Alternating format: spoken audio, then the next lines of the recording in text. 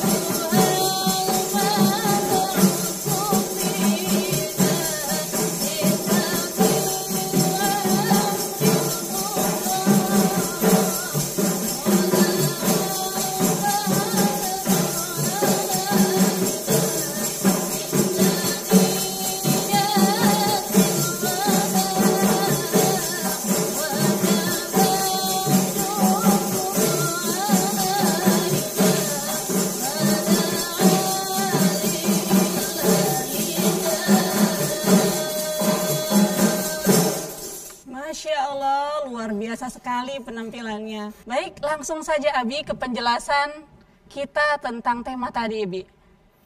Masya Allah. Bismillahirrahmanirrahim. Assalamualaikum warahmatullahi wabarakatuh. Waalaikumsalam warahmatullahi wabarakatuh. Alhamdulillah, assalatu wassalamu ala rasulillah wa ala alihi wa ashabihi wa mawala. Para pemirsa TVRI, para penonton setia Lentera Hati dan ibu-ibu Majelis Taklim yang sudah hadir di studio, yang soleha, insya Allah dimuliakan oleh Allah Subhanahu Wa Taala. Amin amin.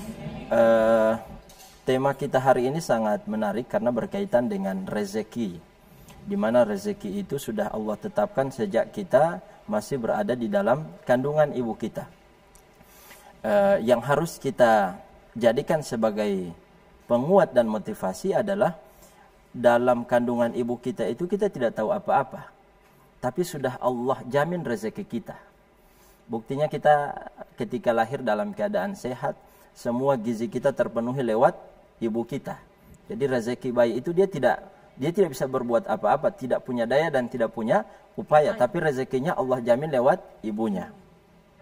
Setelah lahir dalam keadaan lemah, ya, tidak tahu apa-apa, la ta'lamuna syai'an, tapi Allah jamin rezekinya lewat kedua orang tuanya. Ketika kita tumbuh berkembang menjadi dewasa, kok urusannya terbalik, kita jadi khawatir. Padahal secara logika kita tidak berdaya, dalam keadaan lemah, rezeki sudah terjamin, sudah diatur. Apalagi kita sudah bisa berpikir sendiri, sudah bisa berusaha sendiri. Kenapa kita masih menggelisahkan atau mencemaskan rezeki kita yang memang Allah sudah tentukan?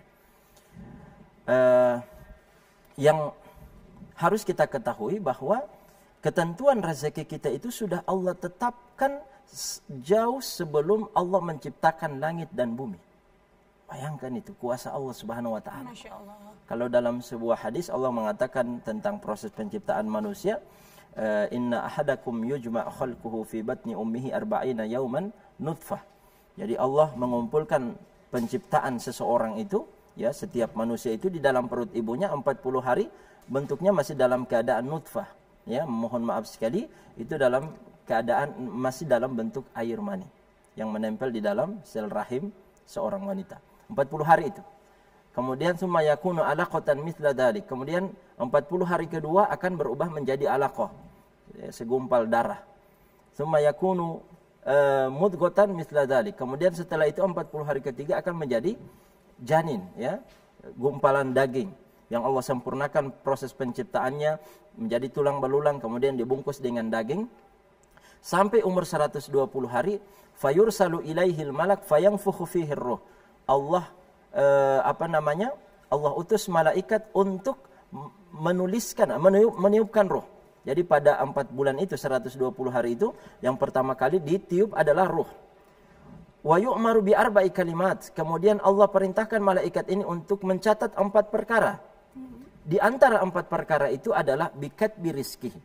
Bahkan yang pertama kali disebut sebelum ajal kita itu rizki. Karena rizki datang belakangan, ajal datang duluan, ajal kan belakangan. Dan ketetapan rezeki kita itu dalam sebuah hadis qudsi, ya, disampaikan Allah Subhanahu wa taala mengatakan kepada lewat Jibril tentunya, ya. Mohon maaf, hadis ini dari Nabi tapi lewat bisikan Jibril. Nabi mengatakan sesungguhnya Jibril telah berbisik kepadaku.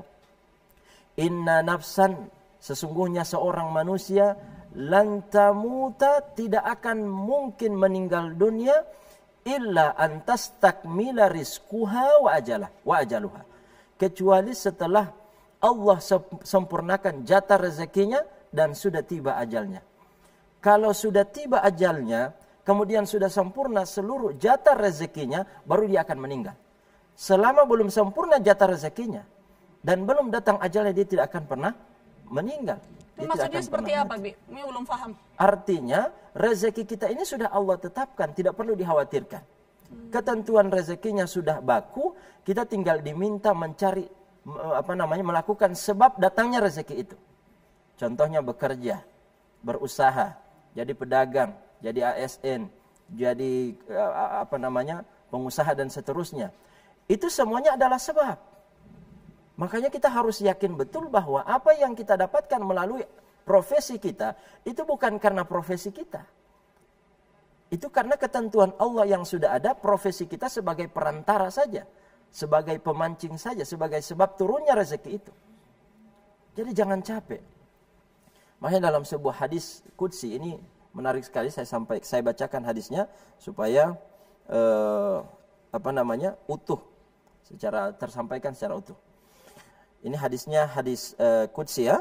Hadis qudsi itu ibu-ibu dari Allah Subhanahu wa taala, kemudian disampaikan lewat Nabi sallallahu alaihi wasallam. Kalau hadis Nabi itu langsung dari Nabi sallallahu alaihi wasallam, tapi tentunya wahyu. Wa may yantiqu anil hawa in huwa illa wahyun yuha. Ya bani Adam, ya, ini pesan Allah. Wahai manusia, wahai anak Adam, la takhafanna min dzi sultan. Jangan takut dengan kekuasaan manusia, ya. Madama sultani baqiyan, selama kekuasaanku masih ada. Jadi kita tidak perlu takut dengan siapapun selama Allah yang masih berkuasa. Wa sultani la yanfadhu abadan, dan kekuasaanku tidak akan pernah hilang sampai kapanpun. Bu, Anda sekarang sedang mengenal ada seorang penguasa, seorang pejabat, dia zalim atau baik, kezaliman dan kebaikannya akan berakhir dengan kematiannya.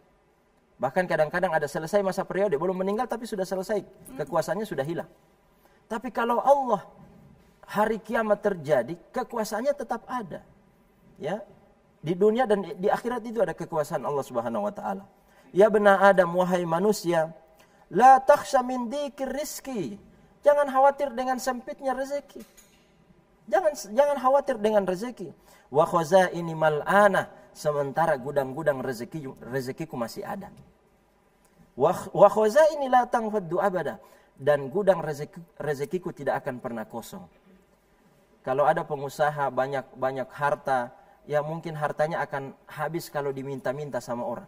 Gudangnya sekarang penuh. Tapi kalau selalu diminta oleh orang, maka isi gudangnya akan berkurang. Gudangnya akan kosong. Tapi gudangnya Allah, rezekinya Allah tidak akan pernah habis. Makanya jangan khawatir dengan rezeki. Ya. Kemudian apa lagi? Ya bena Adam, la tatlub ghairi wa ana laka. Wahai manusia, jangan minta rezeki kepada selainku, padahal aku ada untukmu, selalu ada. Bu, kalau meminta kadang-kadang sama orang, meminta sesuatu dari seseorang itu perlu cari timing yang tepat. Waktunya harus pas. Jangan waktu dia lagi marah-marah. Kalau kita meminta sesuatu pas dia lagi senyum-senyum. Kemudian cari waktu dia terbuka rumahnya. Kalau tertutup rumah, tidak selamanya kita bisa datang kepada orang. Tapi kalau minta kepada Allah setiap saat, fi kulli waqtin wahin, terbuka pintu Allah Subhanahu wa taala. Kemudian fa in talabtani wajadtani. Kalau kamu minta kepadaku, aku akan kasih. Kamu mencariku, kamu akan mendapatiku. Wa in futtani futtuka wa fatakal khairu kulluhu. Kalau kamu meninggalkan aku akan meninggalkanmu. Ini kata Allah. Ya Allah, kamu berani meninggalkan aku akan meninggalkanmu. Wa fatakal khairu kulluhu, dan kamu akan kehilangan semua kebaikan. Artinya kalaupun tetap dapat rezeki tapi tidak minta langsung kepada Allah, apalagi menjauhi Allah Subhanahu wa taala, yakin itu adalah dari hasil usaha kita karena saya cerdas, karena saya pintar, karena saya sarjana, dokter, profesor, maka yang kita dapatkan tidak berkah. Karena mengeluarkan Allah, campur tangan Allah dari apa yang kita dapatkan tersebut. Ya bena Adam, wahai anak manusia, wahai manusia, khalaqtuka lil ibadah fala tal'ab. Saya ciptakan kalian untuk beribadah, jangan main-main. Jadi tugas kita itu beribadah. Di antara ibadah yang paling sering kita lakukan adalah sholat. Maka aktivitas pekerjaan kita antara sholat dengan sholat hanyalah sekedar pengiring waktu sholat. Jadi inti kita hidup di dunia itu adalah sholat. Adapun aktivitas antara sholat dengan sholat adalah pekerjaan menunggu waktu sholat datang, sholat berikutnya.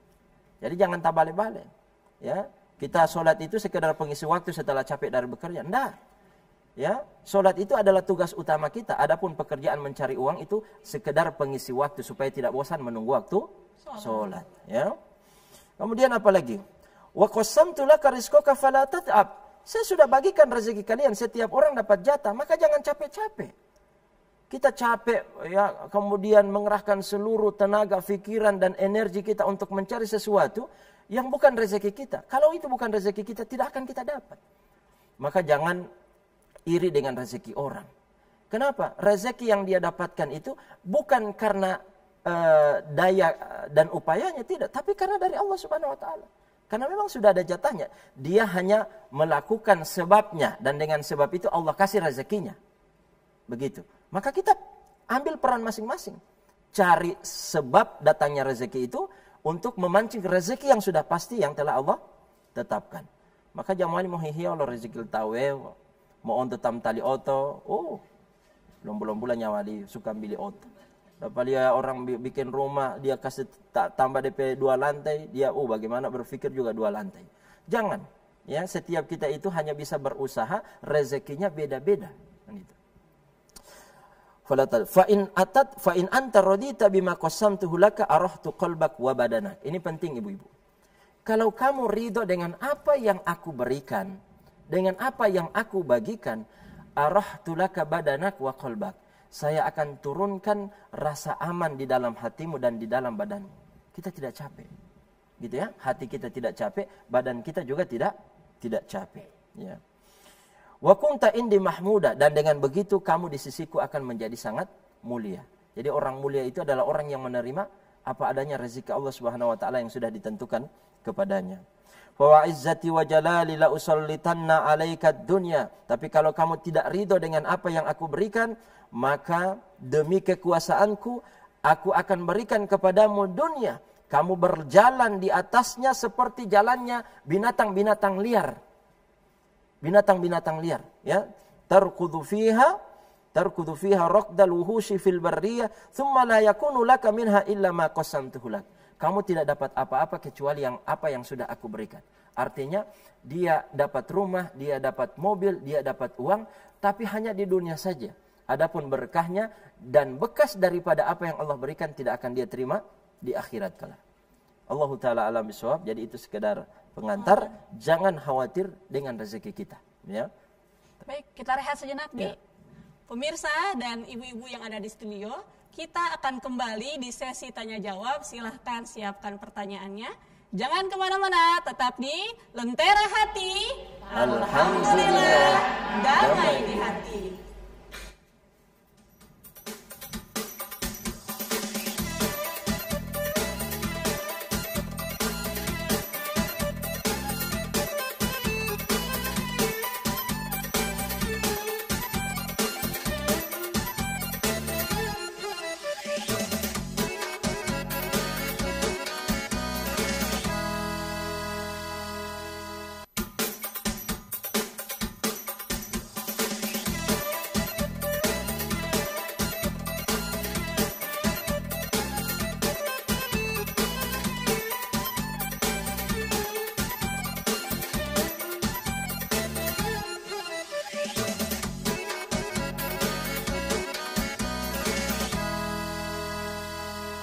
Kembali lagi dalam program Lentera Hati.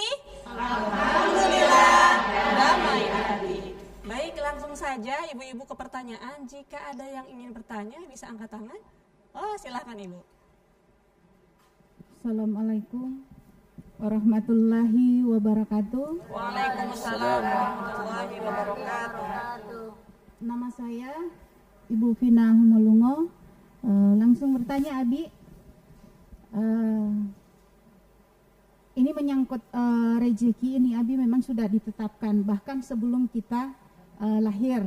Nah, yang menjadi pertanyaan kami, Abi, lalu apa gunanya kita masih harus berusaha dan bekerja, Abi?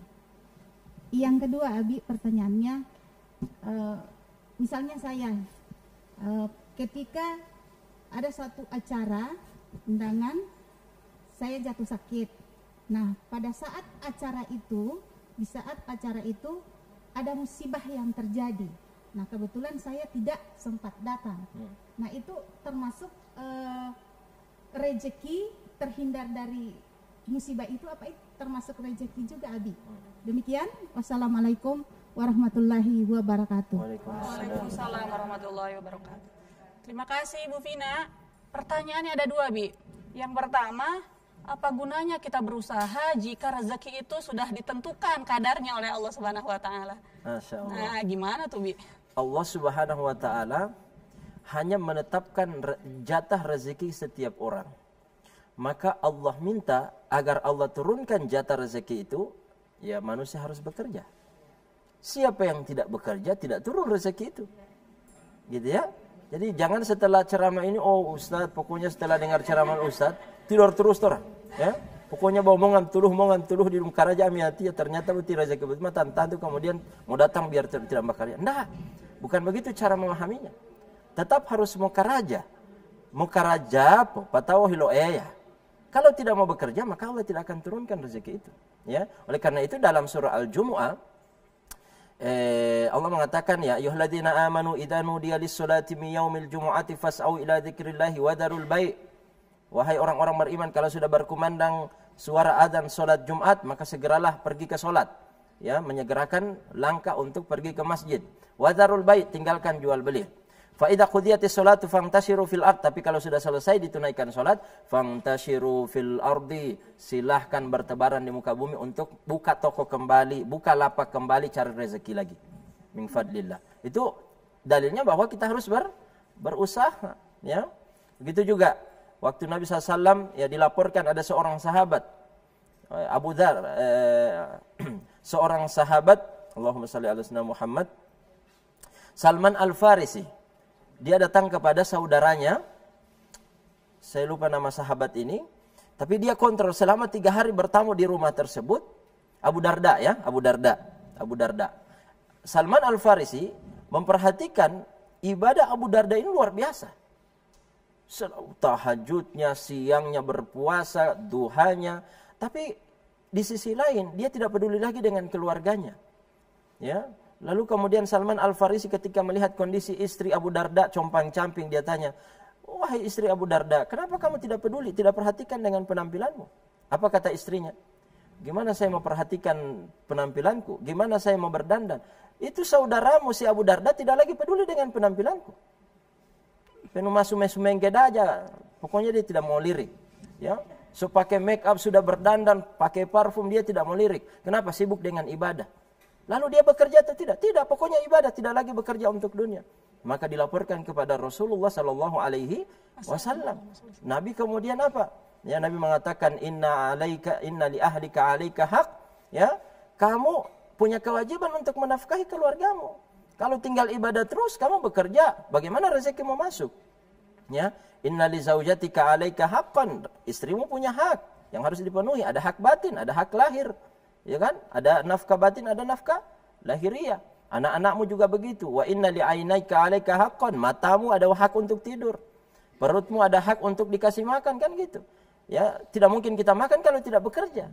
Jadi ini semuanya dalil menunjukkan kita harus berusaha meskipun rezekinya sudah ditetapkan. Cuma maksudnya fala tat'ab, jangan terlalu fokus mencari rezeki sampai lupa sholat, sampai lupa zikir, tidak lagi peduli siang malam, ibadah kelewatan, ya padahal ya cukup dengan bekerja seadanya, insya Allah Allah sudah berikan rezeki. Oh, poinnya di situ. Poinnya di situ. Oh, baik. Ya. Baik, pertanyaan kedua tadi, Bi. Apakah terhindar dari musibah bisa dikatakan rezeki juga? Ya. Rezeki jangan dipahami harus uang, rupiah. Ya. Itu terhindar dari musibah, dari kecelakaan, itu adalah rezeki dari Allah Subhanahu wa taala. Itu karunia. Makanya perlu disyukuri. Alhamdulillah, saya tadinya sebenarnya kecewa tidak diizinkan oleh suami pergi ke kondangan. Ternyata ada hikmah besar ketika suami tidak izinkan, terjadi musibah di sana, ya. Ada orang yang kesal ditinggalkan pesawat, ketinggalan pesawat. Saya berapa kali hampir ketinggalan pesawat, tapi satu kali ketinggalan pesawat. Sekali dua kali saya lupa. Tapi ada banyak cerita, di antaranya ibu-ibu ada yang berapa tahun lalu ya, ada orang yang kemudian ketinggalan pesawat tapi ternyata pesawatnya jatuh. Ya, bagaimana dia rasa syukurnya waktu alhamdulillah saya tidak jadi naik pesawat. Coba kalau jadi saya naik pesawat, mungkin saya termasuk korban yang meninggal di dalam pesawat itu. Nah, rezeki tidak mesti dalam bentuk rupiah. Kesehatan itu adalah rezeki. Itu nikmat besar. Ya. Istri soleha, ya, yang selalu mendoakan para suami. Ya, kemudian anak-anak soleha yang kemudian mendoakan orang tuanya, itu semuanya rezeki. Jadi tidak mesti dalam bentuk uang, ya, dalam bentuk harta materi. Ada perkataan dari sebagian ahlu ilm. Mereka mengatakan, kama anna Allah wazza'al arzaqa wazza'al akhlaqa. Ini rezeki Allah yang tidak ada tandingannya. Sebagaimana Allah membagikan rezeki, ya, membagikan rezeki kepada setiap makhluknya, Allah juga wazza'al akhlaq, membagikan rezeki dalam bentuk akhlak. Masya Allah. Jadi akhlak itu rezeki terbesar. Mendapatkan istri yang soleha, yang punya akhlak baik, akhlak karimah, itu rezeki besar. Harus disyukuri, alhamdulillah. Ya, la in syakartum la azidan. Kalau kita syukuri istri yang Allah kasih, Allah mau apa? Mau tambah istri. Allah tambah kan? Tambah apanya? Kesolehannya, bukan jumlah istrinya. Tambah kesolehannya, bukan jumlah istrinya ya. Dan ini jadi dalil bapak-bapak, syukuri satu istri, nanti Allah tambah jadi 2 istri. Ya. Belum tentu, bisa jadi Allah tambah keberkahan istri tersebut. Dapat anak-anak yang baik akhlaknya, itu adalah rezeki. Jadi kama annallaha wazza'al arzaq wazza'al akhlaq. Sekarang gini, perkataan dari ahlul ilm ini ada sambungannya, mantap sekali. Kam min dhi malin faqirun fi khuluqih. Berapa banyak orang yang Allah kasih rezeki lebih dalam segi harta, tapi fakir miskin dalam bentuk akhlak. Banyak ya. Banyak hartanya tapi tidak punya akhlak. Dan dengan akhlaknya buruk, yang tidak punya akhlak itu banyak orang membencinya. Ya, hidup dalam kesombongan, hidup dalam kegelisahan karena semua tetangga marah. Dia memang banyak harta tapi tidak punya akhlak. Wa kam min faqirin fil mali ghaniyun fi khuluqih atau fi akhlaqih. Berapa banyak orang miskin secara harta, dari sisi harta, tapi kaya dengan akhlak. Masya Allah. Kira-kira sekarang saya mau tanya, pilihannya cuma 2, jangan bikin pilihan ketiga. Ibu mau pilih mana nih? Jujur. Dikasih rezeki, harta yang banyak tapi miskin akhlak, atau kaya akhlak miskin harta? Kaya akhlak miskin harta. Ya, mantap, luar biasa. Kenapa? Tidak ada keraguan lagi, yang menjamin seseorang masuk surga bukan harta, tapi akhlak. Mana dalilnya Pak Ustadz? Saya mendengarkan harta itu bisa dikelola kemudian memasukkan surga. Ya, kalau dikelola dengan baik. Tapi bagaimana jika harta itu membuat dia sombong, membuat dia pelit, tidak keluarkan zakat, tidak pernah berbagi dengan orang. Apalagi hartanya dia lipat dengan sistem riba dan seterusnya. Mencelakakan dia. Ya, dalilnya adalah Nabi SAW mengatakan dalam hadisnya yang sahih, Inna ahabbakum ilayya wa aqrubukum minni majlisan yaumal qiyamah ahasinukum akhlaqan. Orang yang paling aku cintai dan paling dekat tempat duduknya di hari kiamat, majlisnya dariku di hari kiamat, ahasinukum akhlaqan, orang yang paling baik akhlaknya, bukan aktsarukum amwala, yang paling banyak hartanya. Tapi yang paling bagus akhlaknya. Jadi akhlak ini yang dapat memasukkan seseorang ke dalam surga. Apalagi orang yang memiliki akhlak yang baik, dia bisa menandingi pahala orang yang berpuasa di siang hari dan sholat di malam hari.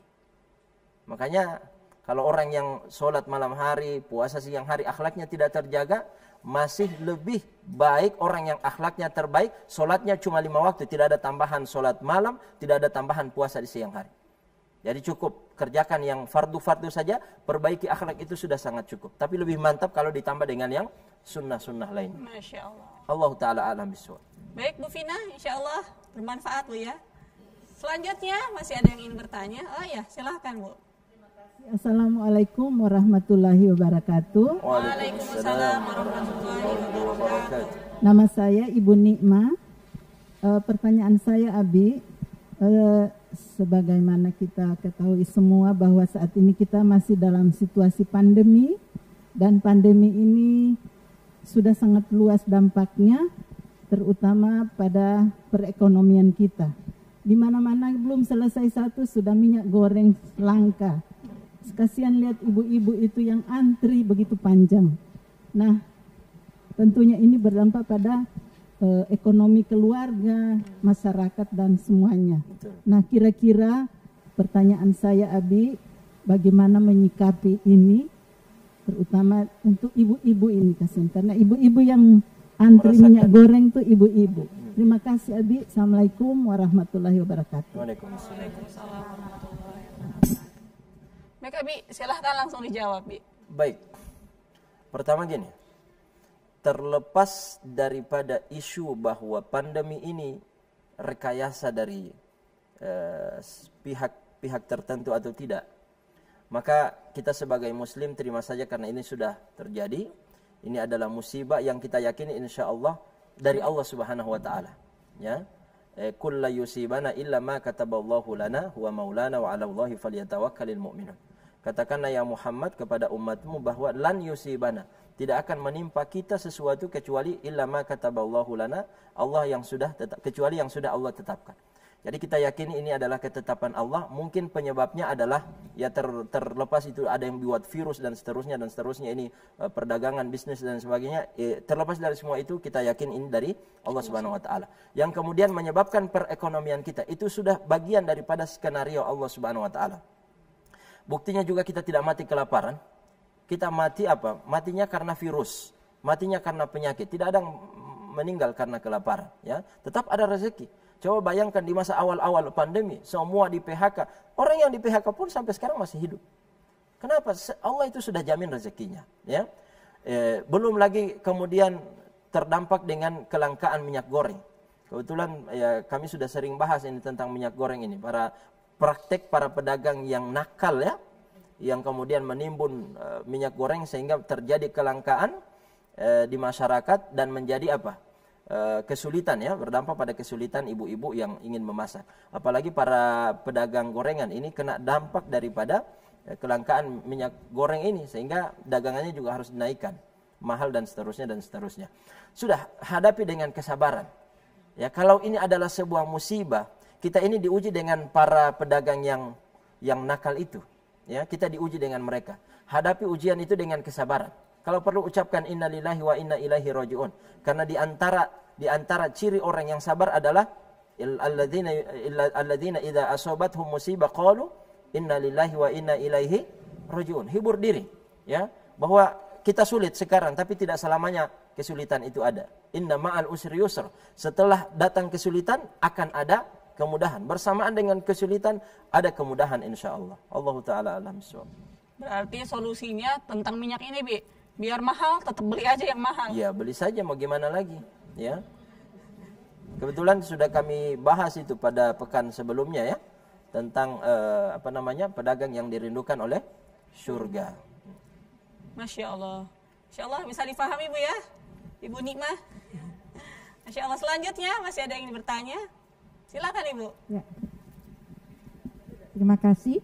Assalamualaikum warahmatullahi wabarakatuh. Waalaikumsalam warahmatullahi wabarakatuh. Nama saya Elvira Tambengi. Abi, yang ingin saya tanyakan tadi sudah disampaikan bahwa masing-masing orang sudah punya jatah rezeki dari Allah.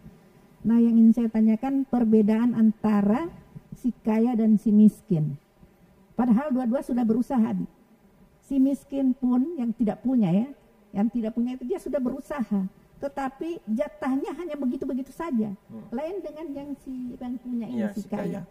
Dia berusaha banyak hartanya ya, banyak rezeki yang datang. Kemudian yang kedua, ini yang ingin saya tanyakan adalah tentang anak-anak yang dilahirkan yang memang sudah kaya, orang tuanya sudah kaya. Dan bahkan kata orang bilang anak sultan. Orang itu ya anak sultan. Si orang itu 7 turunan hartanya tidak akan habis. Yeah. Nah, ingin saya tanyakan, apakah itu memang sudah ketentuan dari Allah bahwa dia dilahirkan dalam keadaan kaya seperti itu? Ya, terima kasih Abi. Assalamualaikum warahmatullahi wabarakatuh. Masya Allah. Terima kasih Ibu Elvi. Ada 2 pertanyaan, Bi. Yeah. Yang pertama, apa hikmah Allah menciptakan si kaya dan si miskin padahal keduanya sudah sangat-sangat berusaha untuk mendapatkan rezeki, Bi? Baik. Sama-sama berusaha, sama-sama bekerja, sama-sama berikhtiar. Bahkan usahanya sama. Tapi kok si A kaya, si B miskin, hartanya hartanya segitu-segitu aja. Kembali kepada keyakinan kita terhadap qada dan qadar. Qada dan qadar. Rukun yang keenam dari rukun iman. Kita percaya bahwa Allah telah menetapkan rezeki kita hanya segitu. Meskipun kita sudah berusaha. Tapi ingat, di balik usaha kita itu ada pahala. Allah menghargai pahala kita berusaha itu. Di samping kita dapat rezeki dunianya, pahala kita berusaha itu sudah tercatat. Nanti akan kita lihat di hari kiamat kelak. Gitu ya. Makanya, karena rezeki kita sudah ditetapkan, jangan cari dengan cara yang haram. Karena mau cari dengan cara yang haram atau halal, rezekinya tetap begitu. Tidak akan bertambah. Kalaupun dia dapat banyak, kalau bukan rezekinya, itu akan langsung hilang dia. Misalnya anaknya sakit, butuh ratusan juta, sudah bukan rezekinya itu, dia keluarkan lewat anak sakit. Tidak ada mutasinggah. Karena memang bukan rezeki dia. Meskipun sedikit, yang penting dengan cara yang halal. Yang kedua adalah memang rezeki kita. Ya, kemudian Allah ridha dengan rezeki itu. Makanya butuh apa? Butuh qanaah. Ya. Orang kalau sudah dapat 4 hal di dunia, maka dia itu sudah jadi gambaran dia akan mendapatkan kebahagiaan akhirat. Di antaranya qalbun syakirun. Hati yang penuh syukur. Dia bersyukur, pasang qanaah di dalam hati, sedikit alhamdulillah. Oleh karena itu kehidupan kita ini tidak pernah keluar dari 2 hal. Pokoknya lingkaran 2 hal ini, sekitar 2 hal ini. Yang pertama adalah syukur, yang kedua sabar. Kapan kita Allah berikan kekayaan rezeki, nikmat, kita bersyukur. Kapan kita diberikan kesusahan oleh Allah, disempitkan rezeki kita, disinilah kesempatan kita untuk bersabar. Dan ingat, kekayaan itu tidak selamanya. Sangat mudah bagi Allah untuk memiskinkan orang kaya. Ya, begitu pula sangat mudah bagi Allah mengkayakan orang miskin. Makanya tidak boleh sombong. Ya, tidak boleh sombong karena harta. Ya, jadi seperti itu, tetap berusaha. Adapun rezeki kita beda dengan orang lain, maka itu adalah garis Tuhan. Jadi si kaya sudah berusaha sama dengan usaha kita, tapi kok dia kaya, memang itu garis Tuhan. Jangan bilang, oh kalau dia Ustadz Abi garis Tuhan, kalau saya Tuhan garis. Ya, jangan. Pokoknya sama-sama tetap garis Tuhan, bukan Tuhan garis. Baik, Kemudian Abi. pertanyaan yang kedua. Sebentar, yang Umi fahami itu berarti entah kaya atau miskin sama-sama ujian ya, Bi ya? Ya betul. Ya, kaya dan miskin adalah sama-sama ujian. Anda diuji apakah bersyukur. Bagi si kaya, Anda diuji apakah bersyukur. Bagi si miskin, Anda diuji apakah bersabar. Dan hina mulianya seseorang tidak terletak di harta. Makanya hati-hati, jangan sampai kita termasuk orang yang Allah singgung dalam surah Al-Fajr. Ya, fa'ammal insanu idza mabtalahu rabbuhu fa'akramahu wa na'amahu fayaqulu rabbi akraman. Manusia itu kalau diberikan ujian oleh Allah, ya, fa'akramahu, Allah muliakan dia, wa na'amahu, Allah berikan dia nikmat, Allah berikan dia rezeki, fayaqulu rabbi akraman. Baru dia bilang Allah sedang memuliakan aku. Wa amma idza mabtalahu, kalau Allah uji dia, faqadara alaihi rizqahu, Allah sempitkan rezekinya, ya. Faqadara alaihi rizqahu fayaqulu rabbi ahanan. Kemudian dia berpikir Tuhanku sedang menghinakanku. Jangan jadi orang seperti ini. Pokoknya Allah lapangkan rezeki kita, Allah sempitkan rezeki kita, itu adalah pemberian dan kemuliaan dari Allah Subhanahu wa taala. Ini pertanyaan kedua, Bi. Anak-anak yang terlahir dari orang tua yang kaya raya, apakah ini sudah termasuk dari ketentuan Allah, Bi? Betul. Sekarang ini kita di media sosial lagi disuguhkan dengan berita sultan, anak sultan, ya, yang hartanya tidak akan habis 7 keturunan. Itu anggapan dia. Anggapan dia. Dalam sekejap Allah miskinkan dia. Bisa. Sangat mudah bagi Allah. Wadzalika 'ala Allah yasir. Ya, dia berusaha bertahun-tahun jadi kaya. Dalam hitungan menit Allah miskinkan dia sangat mudah. Anda tidak boleh sombong. Ya, itu orang yang memamerkan harta setiap hari di media sosial. Ya, entah itu ada kepentingan bisnis, endorse dan seterusnya. Ini sebenarnya tidak pantas, apalagi di masa pandemi. Ya, mobil, rumah, semua yang mereka miliki kalau baru diupload lagi, ini sebaiknya tidak. Ya. Ini jangan sampai masuk wailul likulli humazatil lumazah alladzi jama'a malau Wa addada. yang mengumpulkan harta kemudian hitung-hitung, ya. Bahkan sekarang bukan menghitungnya lagi, diajak orang kemudian sama-sama pamer menghitung hartanya. Nauzubillah. Nauzubillah min dzalik. Insyaallah bisa bermanfaat Bu Elvira ya. Masih ada yang ingin bertanya, Bu? Silakan, Ibu. Assalamualaikum warahmatullahi wabarakatuh. Waalaikumsalam warahmatullahi wabarakatuh. Bapak Abi yang baik, mulia. Pertanyaan saya ini mengenai jodoh. Ya. Jodoh itu adalah rezeki juga. Ya, betul. Nah, sekarang pertanyaannya, begitu dia masih dalam kandungan, sudah ditentukan rezekinya mau tidak menikah dan menikah sampai berapa kali? Apakah juga seperti itu? Ya. Ya, baik laki-laki atau perempuan. Ada yang sudah menikah ulang-ulang, ada yang tidak pernah menikah. Kan dia rezekinya juga ya. Ya. Yang kawin 1, 2, 3, 4 sementara tidak pernah menyentuh namanya nikah. Oke, hanya itu saja. Ya, Masya Allah. Assalamualaikum warahmatullahi wabarakatuh. Baik, Abi, langsung saja, apakah jodoh seseorang sudah ditentukan oleh Allah berapa kali dia menikah atau tidak menikah sama sekali sampai ia wafat? Ya.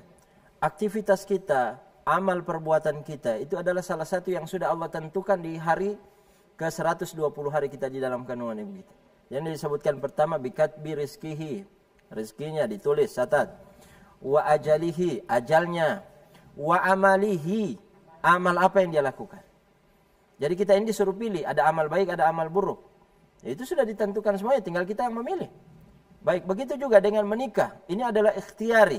Dia takdir tapi ikhtiari. Takdir yang bisa kita sendiri yang memilih. Saya menikah, ada 2 wanita yang ditawarkan, bahkan 4 wanita ditawarkan ke saya. Saya pilih ini istri saya yang Umi ini yang ada di samping saya. Itu kan pilihan saya. Padahal banyak juga tawaran selain beliau ini. Masa beneran? Banyak, cuma dia enggak tahu saja. Umi baru tahu di sini loh, Bi. Tapi saya memilih dia. Itu adalah ketentuan Allah Subhanahu wa taala juga. Jadi kita sebagai muslim, mukmin yang sejati tidak boleh mengeluarkan campur tangan Allah dalam setiap aktivitas kita, ya. Kalau keburukan kita sendiri yang bikin, ya. Tapi kalau kebaikan insya Allah itu semuanya adalah pilihan kita yang memang sudah Allah tentukan. Baik, begitu ya. Jadi menikah 1 kali, 2 kali itu sudah, kita ini tinggal menjalani, melakoni apa yang sudah Allah tuliskan sebagai sutradara, ya. Karena laki-laki disuruh pilih menikah 1 kali atau sampai 4 kali itu kan pilihan juga, ya. Kalau mampu sampai 4 kali silakan, kalau tidak mampu sabar di 1, kan gitu. Ya. Kalau yang tidak kawin itu juga pilihan, memang dia memilih untuk tidak menikah. Meskipun ada sebenarnya celaan bagi orang yang tidak punya alasan untuk tidak menikah, kemudian dia memilih untuk tidak menikah. Itu ada celaan khusus ya dalam agama. Ini membujang.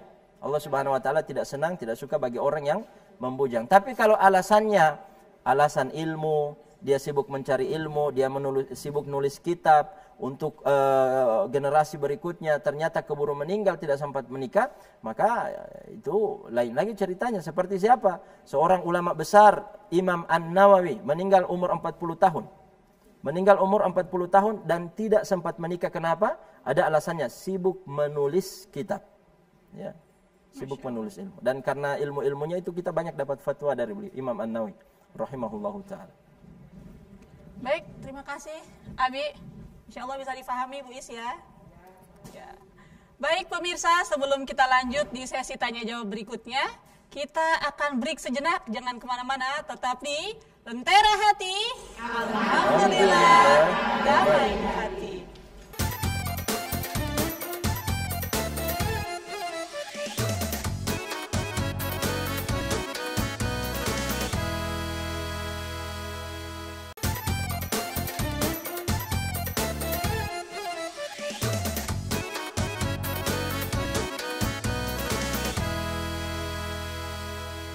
Kembali lagi dalam program Lentera Hati, Alhamdulillah, damai hati. Baik, bagi pemirsa di rumah yang ingin bergabung, bisa mengirimkan pertanyaan di nomor telepon 0811 430 1155. Oh, ini Bi, sudah ada pertanyaan masuk. Umi bacakan Abi ya? Ya, bacakan. Assalamualaikum Abi, Umi, saya Mansur, pedagang ayam dari Pasar Sentral, Kota Gorontalo. Begini Abi, saya selalu dihinggapi rasa risau, takut ketika dagangan saya tidak laku, karena di depan lapak saya juga berdagang ayam. Apa yang harus saya lakukan agar terhindar dari rasa risau yang selalu menghantui saya? Mohon jawaban dan penjelasannya Abi. Nah, silahkan dijawab Abi. Baik, kita kembali ke prinsip awal bahwa kita ini Allah minta hanya melakukan sebab saja. Jadi sebab datangnya rezeki yang sudah Allah tentukan itu. Apapun sebabnya, yang penting dia halal. Gitu ya. Cuma kadang-kadang ada tradisi masyarakat yang tradisi wawaheah. Jadi kalau misalnya dapat lihat, melihat temannya sukses di perdagangan itu, di usaha itu, dia juga ikut-ikutan. Padahal orang itu harusnya kreatif. Dia dapat pintu rezekinya lewat usaha itu, coba berpikir mana yang berpeluang bisnisnya lebih tinggi gitu. Ya, apalagi kalau dia buat usahanya sama, kemudian di samping orang yang sudah ada usaha itu, belum lagi niatnya adalah merusak. Kalau niatnya ya tidak ada niat merusak, ya kebetulan memang di situ pasar umum dan di situ memang komplek ayam, sudah berarti tidak ada masalah, kan gitu. Maka tidak perlu khawatir, tidak perlu risau. Yang penting kita jujur dalam berdagang, ya. Insya Allah Allah akan cari para pedagang, orang-orang itu akan mencari para pedagang yang jujur. Ketahuan sekali bohong, orang tidak akan datang lagi ke situ. Apalagi tadinya beli ayam segar, tiba-tiba dia curang, dia taruh di bawah, ternyata dia ganti dengan daging yang sudah busuk, ya. Orang tidak akan datang kedua kalinya lagi. Jadi kalau dia jujur, insya Allah akan dicari oleh orang. Abu Bakar itu ibu-ibu yang dimuliakan Allah Subhanahu wa taala. Kenapa dia kalau sekali jihad berinfak untuk peperangan itu langsung digelontorkan seluruh hartanya? Dia tidak khawatir miskin. Seluruhnya dia habiskan untuk apa? Membiayai perang. Kenapa? Karena dia yakin dengan kejujuran di dalam berdagang, orang pasti mencari dia. Dan dia tahu bagaimana caranya mengembalikan harta yang sudah dia infakkan itu. Setelah kembali dari medan perang, dalam kurun waktu yang sangat singkat, semua harta itu akan kembali. Masya Allah. Makanya kita harus tahu apa penyebab pintu rezeki kita terbuka. Kalau tahu itu kan kita bisa melakukan usaha-usaha itu. Ya, misalnya apa? Istighfar, berdagang, ya perbanyak istighfar. Karena istighfar itu akan memperbanyak rezeki. Ada kebutuhan ibu-ibu yang sulit terpenuhi, tertutup semua pintu, istighfar. Mungkin ada dosa kita yang menutup, ya, pintu rezeki Allah turun. Astagfirullah, astagfirullah, astagfirullah, gitu ya. Jadi sambil berdagang menunggu para pembeli beristighfar. Astagfirullah, astagfirullah, astagfirullah. Tapi tahu waktu, jangan datang orang membeli tanya ngolah haragali, astagfirullah, astagfirullah, astagfirullah. Ya, kemudian yang kedua apa? Silaturahim. Perbanyak silaturahim. Yang ketiga apa? Banyak bersedekah, banyak berinfak, ya. Seperti Abu Bakar. Cuma kalau iman kita tidak sebesar Abu Bakar, ya sudah, paling tidak sedekah secukupnya. Karena Allah juga mengatur ya, bersedekah ini tidak boleh semua harta, sementara kemudian keluarga kita nanti jatuh miskin, gitu ya. Bukan yang tidak yakin Allah Maha Pemberi rezeki, tidak. Cuma sebaik-baik infak itu adalah tidak sedikit, tidak banyak, ya. Tidak sedikit, tidak banyak. Kemudian banyak pintu rezeki lain, ya, silaturahim dan seterusnya dan seterusnya. Jadi mungkin itu ya jawabannya. Allah taala alam bisawab. Baik, itu dia Pak Mansur jawaban dari Abi terkait pertanyaan Pak Mansur tadi, insya Allah bermanfaat ya Pak Mansur. Ini ada satu pertanyaan lagi di WhatsApp dari Ibu Lisa di Kota Utara. Umi, bagaimana dengan orang yang mencari harta dengan cara yang halal tetapi dia habiskan untuk hal-hal yang haram, misalnya untuk berjudi atau minum minuman keras? Mohon penjelasannya. Baik. Di hari kiamat kelak, semua manusia akan disidang di hadapan Allah dan tidak akan pernah beranjak kedua mata kakinya sampai dia bisa menjawab 4 pertanyaan. Di antara 4 pertanyaan itu ada satu pertanyaan yang berat, ya, tentang hartanya. Min aina iktasabahu wa aina anfaqahu. Dari mana kamu dapatkan dan kemana kamu infakkan. Umur, satu pertanyaan, kemana kamu habiskan umurmu? Masa mudamu, kemana kamu pakai? Untuk apa kamu habiskan? Tapi untuk harta 2 pertanyaan. Dari mana kamu dapatkan? Bagaimana caranya? Ya Allah, saya dapatkan dengan cara yang halal. Kemana kamu infakkan? Ya Allah, saya infakkan untuk sesuatu yang haram. Memang dia dapatkan dengan profesi dagang, jujur. Tapi setelah itu kemudian dia infakkan bagi para peminum, ya. Dia bilang timah petal tola-tola, ya. Kenapa membelikan 1 krak? Ini dia dapatkan dengan cara yang halal, dia infakkan dengan cara yang haram, bermasalah nanti di hari kiamat. Sebaliknya, ada orang yang menginfakkan hartanya di jalan Allah, jalan yang Allah ridhai, bangun masjid, bantu panti asuhan, bangun sekolah. Sumber dananya, sumber rezekinya apa? Haram. Dengan cara riba, kasih pinjam 10 juta, kasih pulang 15 juta. Nah ini. Jadi biar dia infakkan untuk sesuatu yang halal, tapi cara mendapatkannya dengan sesuatu yang haram, maka ini juga akan bermasalah di hari kiamat. Paling ideal, caranya adalah halal, sumbernya halal, zatnya haram, diinfakkan untuk sesuatu yang Allah ridhoi. Allah Ta'ala alam bisawab. Masya Allah, insya Allah bermanfaat Bu Lisa ya. Baik, selanjutnya bagi yang ingin bertanya di studio ibu-ibu. Oh ada, silakan Ibu. Assalamualaikum warahmatullahi wabarakatuh. Waalaikumsalam warahmatullahi wabarakatuh. Mungkin saya ilustrasikan sedikit Abi. Saya punya teman. Teman saya ini teman akrab dan kita itu kebetulan satu hobi pencinta kuliner. Di mana-mana ada restoran baru, kami makan di situ. Coba ya, tes. Kemudian berganti-gantian untuk mentraktir. Mungkin hari ini saya, besoknya dia. Ya. Begitu seterusnya. Akhir-akhir ini ketahuan teman saya ini suka terlibat dalam riba. Ada yang pinjam uang dikenakan bunga.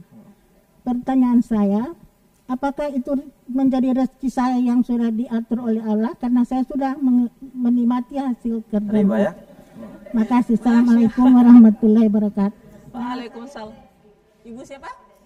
Sini. Ibu Selfie. Selfie.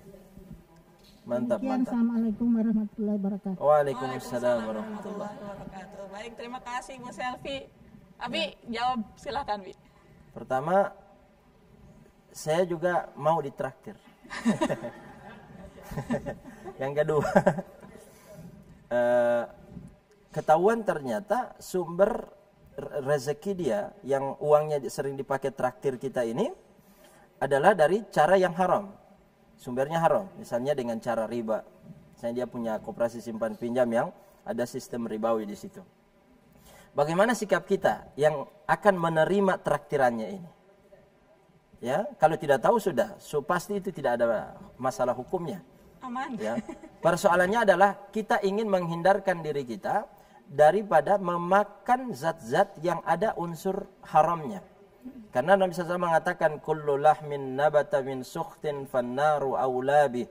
Setiap daging tubuh yang di dalamnya ada unsur yang haram, pernah tumbuh daging yang bersumber dari yang haram, maka fannaru aulabihi, neraka yang paling pantas menjadi tempat tinggalnya.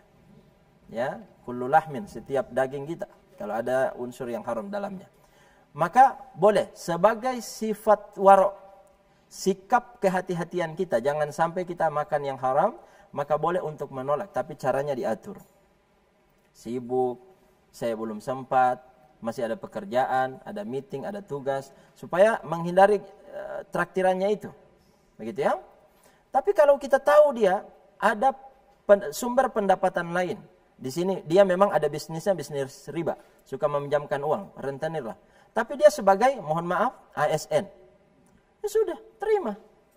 Jangan fikirkan ribanya itu, fikirkan dia ada sumber gaji lain, ada sumber rezeki lain, ya ini ASN. Tapi kalau kenyataannya memang dari hasil riba, Bi. Kecuali kalau nyatanya ya, boleh kita memilih untuk tidak, boleh memilih untuk tidak memakan. Tapi kalau memakan pun halal. Kok halalnya bagaimana? Haramnya itu untuk dia. Tapi karena itu sudah menjadi milik dia, dia berikan kepada kita, maka proses perpindahan harta itu, uang itu, dari dia ke kita itu menjadi halal. Ini fatwa Lajnah Daimah kalau tidak salah. Ada seorang suami yang bekerja di lembaga riba, maka harta yang dia berikan sebagai infak untuk istri dan anak-anaknya itu kepada merekanya menjadi halal. Di dianya haram. Di dianya haram. Begitu dia infakkan, terjadi perpindahan sebagai nafkah ya kepada keluarganya, maka itu menjadi halal. Tapi ini fatwa. Jangan kemudian bagus Pak Ustadz. Jadi suami saya masih di situ, ya. Saya dorong terus supaya bertahan, ya. Karirmu naik terus di situ. Jangan. Nasihati dia, Abi, Papa, tolong cari pekerjaan yang lebih halal. Tapi sambil menunggu pekerjaan yang halal itu, silahkan jalani dulu pekerjaan yang ada. Ya. Yang ekstrimnya apa? Sudah tinggalkan pekerjaan itu sambil menunggu pekerjaan yang halal. Karena motivasinya adalah hadis Nabi, man taraka syai'an lillahi abdalahu khairan minhu. Siapa yang meninggalkan pekerjaan haram karena Allah Subhanahu wa taala, Allah akan ganti rezekinya itu dengan sesuatu yang lebih baik. Masya Allah. Gitu. Baik, begitu Bu Selvi ya. Insya Allah bisa dipahami. Baik, pemirsa di rumah dan ibu-ibu yang ada di studio, itu tadi penjelasan dari Abi Raja terkait jangan khawatir tentang rezeki. Yang bisa saya simpulkan, kita tidak boleh merasa risau akan rezeki karena Allah telah mengatur rezeki setiap makhluknya. Baik, terima kasih kepada ibu-ibu dari Majelis Taklim Al-Maghfirah. Insya Allah kita bisa ketemu lagi ya Bu. Insya Allah. Baik, saya Umi Nita dan Abi Raja pamit undur diri. Subhanakallahumma wa bihamdika asyhadu alla ilaha illa anta astaghfiruka wa atubu ilaik. Wassalamualaikum warahmatullahi wabarakatuh. Mentera hati. Alhamdulillah.